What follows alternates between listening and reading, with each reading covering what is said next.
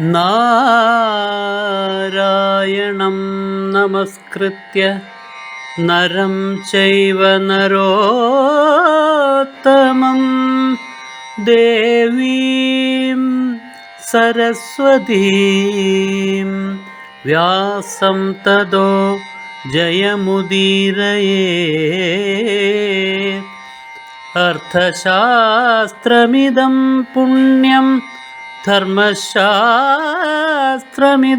പരം മോക്ഷശാസ്ത്രമിദം പ്രോക്തം വ്യാസേനാമിത ബുദ്ധിനാ.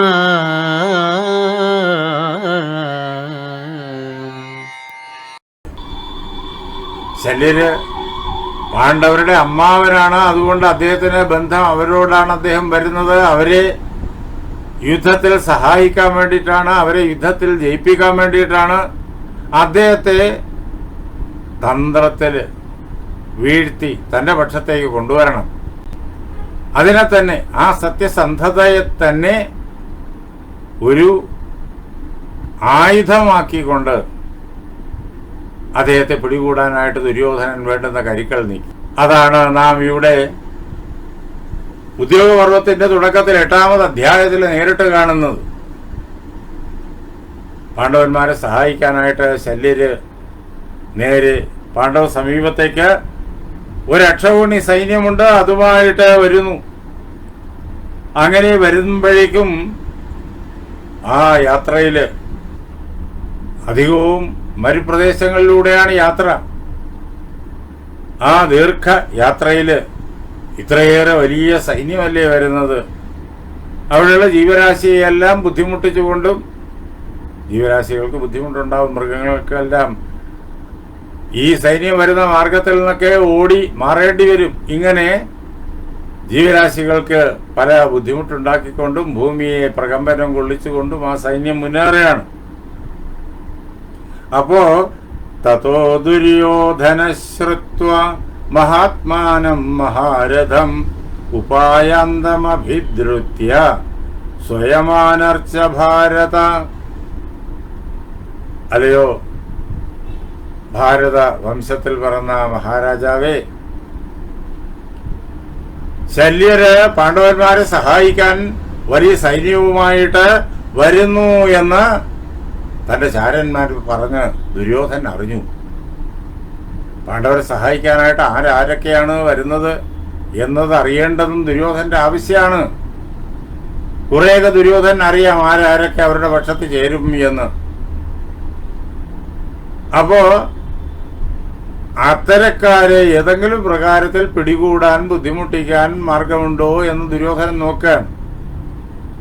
തന്റെ പക്ഷത്ത് ചേരാൻ സാധ്യതയുള്ളവരെയെല്ലാം താൻ നേരത്തെ തന്നെ വിളിച്ചു കഴിഞ്ഞു. പാണ്ഡവപക്ഷത്ത് ചേരാൻ സാധ്യതയുള്ളവരെയും പലരെയും വിളിച്ചു കഴിഞ്ഞു. കൃഷ്ണനെ ദുര്യോധനൻ പോയി വിളിക്കുന്നത് നമ്മൾ കണ്ടു കഴിഞ്ഞു. അത് കഴിഞ്ഞ് ദുര്യോധനൻ തിരിച്ചു വരുമ്പോഴാണ് അറിയുന്നത് ശല്യര് പാണ്ഡവരെ കാണാനായിട്ട് സൈന്യവുമായി വരുന്നുണ്ട് എന്ന്. അങ്ങനെ അതറിഞ്ഞിട്ട് ദുര്യോധനൻ എന്ത് ചെയ്തു? മഹാരഥനായിരിക്കുന്ന ശല്യരെ, അതാണ് അദ്ദേഹത്തെ കിട്ടിയാൽ വലിയ പ്രയോജനമുണ്ട്. മഹാരഥനാണ്, പാണ്ഡവ സൈന്യത്തിന് വലിയ വിനാശമുളവാക്കാൻ അദ്ദേഹത്തിനാകും. എന്ന് മാത്രമല്ല, മഹാത്മാവാണ് അദ്ദേഹം. നല്ല മനസ്സിന്റെ ഉടമയാണ്, സത്യസന്ധനാണ്, വാക്ക് പാലിക്കുന്നവനാണ്. അങ്ങനെയൊക്കെയുള്ള താൻ ഏറ്റെടുക്കുന്ന ജോലി വളരെ ഭംഗിയായിട്ട്, അതിസമർത്ഥമായിട്ട്, വിജയകരമായിട്ട് വളരെ വേഗത്തിൽ അദ്ദേഹം ചെയ്യും. അങ്ങനെയുള്ള ശല്യരെ തന്റെ പക്ഷത്ത് എത്തിക്കണം എന്ന് ആഗ്രഹിച്ചിട്ട് അദ്ദേഹം ഇതാ വരുന്നു എന്നറിഞ്ഞിട്ട് എന്ത് ചെയ്തു? വളരെ വേഗത്തില് ദുര്യോധനൻ അദ്ദേഹത്തെ സൽക്കരിക്കാൻ വേണ്ടിയുള്ള ഏർപ്പാടുകൾ ഒരുക്കി. അദ്ദേഹം വലിയ സൈന്യവുമായിട്ട് ഇങ്ങനെ ബഹുദൂരം യാത്ര ചെയ്ത് വരികയല്ലേ, ഇടക്കിടക്ക് തങ്ങണമല്ലോ. ആ തങ്ങുന്ന സ്ഥലത്ത് സത്കാരത്തിന് വേണ്ടിയിട്ടുള്ളതായ സംവിധാനങ്ങൾ ഒരുക്കുക.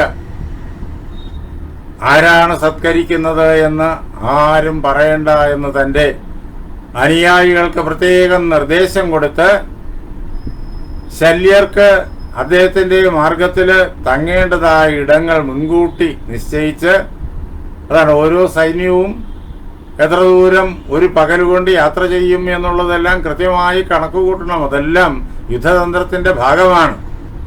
അങ്ങനെ ആ സ്ഥലം കണക്ക് കൂട്ടിയിട്ട് ശല്യരുടെ സൈന്യത്തിന് മുഴുവൻ സന്ധ്യാസമയത്ത് വൈകുന്നേരത്ത് എത്തിച്ചേരുമ്പോഴേക്കും വിശ്രമിക്കാൻ, ഭക്ഷണം കഴിക്കാൻ ഒക്കെ വേണ്ടുന്ന താൽക്കാലികമായ ഗ്രാമങ്ങൾ ഒരുക്കുകയാണ്. ആ ഗ്രാമങ്ങളിൽ എല്ലാ സംവിധാനങ്ങളുമുണ്ട്. ശല്യരുടെ സൈന്യത്തിന് ഗംഭീരമായ സ്വീകരണം നൽകുകയാണ്. ആരാണിത് ചെയ്യുന്നത് എന്ന് പറയുന്നില്ല. പക്ഷെ സ്വാഭാവികമായിട്ടും ശല്യർ ചിന്തിച്ചു, ഇത് താൻ സൈന്യവുമായിട്ട് വരുന്നത് അറിഞ്ഞിട്ട് യുധിഷ്ഠിരൻ തന്നെ സേവിക്കാൻ വേണ്ടി, തന്നെ സന്തോഷിപ്പിക്കാൻ വേണ്ടി, തൻ്റെ സൈന്യങ്ങൾക്ക് ക്ഷീണം ഉണ്ടാകരുത്, അതിനു വേണ്ടിയിട്ട് ചെയ്യുന്നതാണ് എന്ന് എല്ലാം യുധിഷ്ഠിരന്റെ സൽക്കാരമെന്ന് അദ്ദേഹം കരുതി. അങ്ങനെ ശല്യരെ പറ്റിക്കുകയായിരുന്നു ദുര്യോധനൻ ഒളിച്ചു നിന്നു, മറഞ്ഞു നിന്നു. ശല്യരുടെ ഗതി വിഗതികളെല്ലാം വീക്ഷിച്ചു നിന്നു.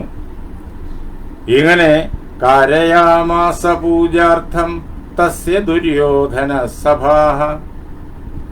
ദുര്യോധനൻ ശല്യരെ പൂജിക്കുന്നതിന് വേണ്ടി, സൽക്കരിക്കുന്നതിന് വേണ്ടി, സന്തോഷിപ്പിക്കുന്നതിന് വേണ്ടിയിട്ട് ഓരോരോ സഭകളെ നിർമ്മിച്ചു. അദ്ദേഹത്തെ സ്വീകരിക്കാൻ വേണ്ടിയിട്ടുള്ളതായ സംവിധാനങ്ങളെ ഒരുക്കി. വലിയ വലിയ ഗ്രാമങ്ങൾ പോലുള്ള സംവിധാനം. എല്ലാം താൽക്കാലികമായ ടെന്റുകളാണ്. സൈന്യങ്ങൾക്ക് അങ്ങനെയാണല്ലോ സംവിധാനങ്ങൾ. പുതിയൊരു സ്ഥലത്തേക്ക് പോകുമ്പോഴേക്കും അതങ്ങോട്ട് ഒരുക്കാണ്. എവിടെ? രമണീയേഷു ദേശേഷു രത്നചിത്രാസ്വലങ്കൃതാഹ. രമണീയമായ ദേശങ്ങളിൽ, വളരെ മനോഹരമായ ദേശങ്ങളിൽ. ഇത് മാത്രമല്ല, ആ സൈന്യത്തിന് സായങ്കാലത്ത് എത്തിച്ചേരാൻ കഴിയുന്നതായ ദേശങ്ങളിൽ വളരെയേറെ മനോഹരമായിട്ടുള്ള സംവിധാനം ദുര്യോധനൻ ഒരുക്കുകയാണ്.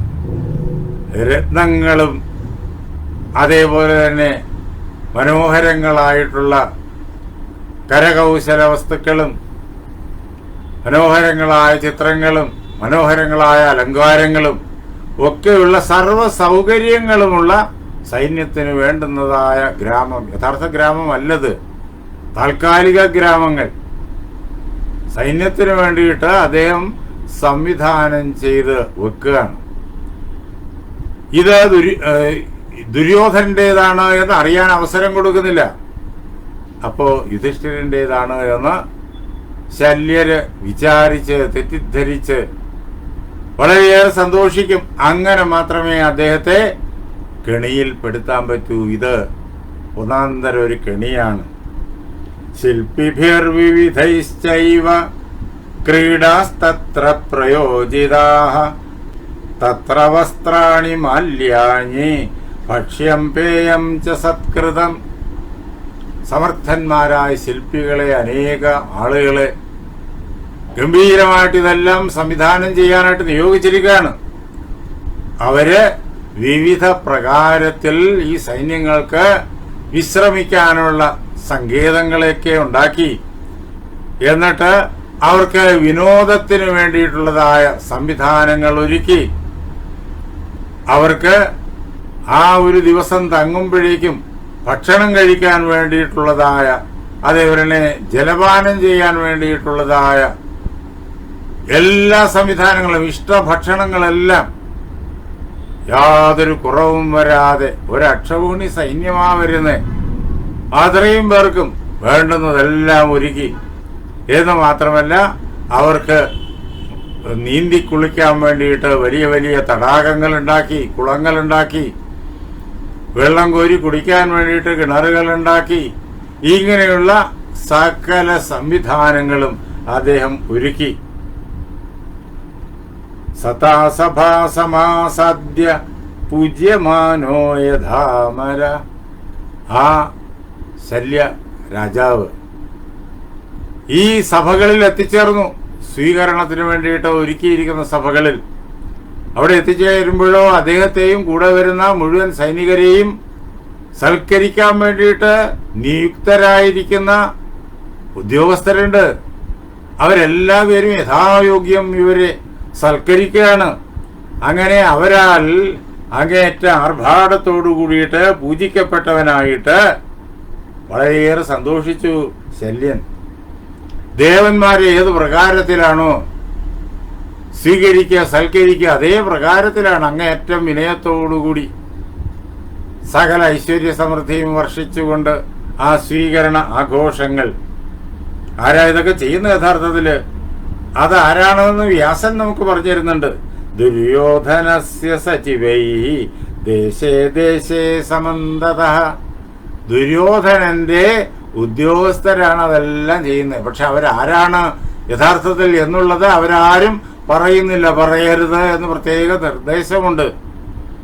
അത് പറയാതെ, അപ്പോൾ യുധിഷ്ഠിരന്റെ ഉദ്യോഗസ്ഥരെന്ന് പറയാതെ തന്നെ ശല്യര് മനസ്സിലാക്കിക്കൊള്ളും.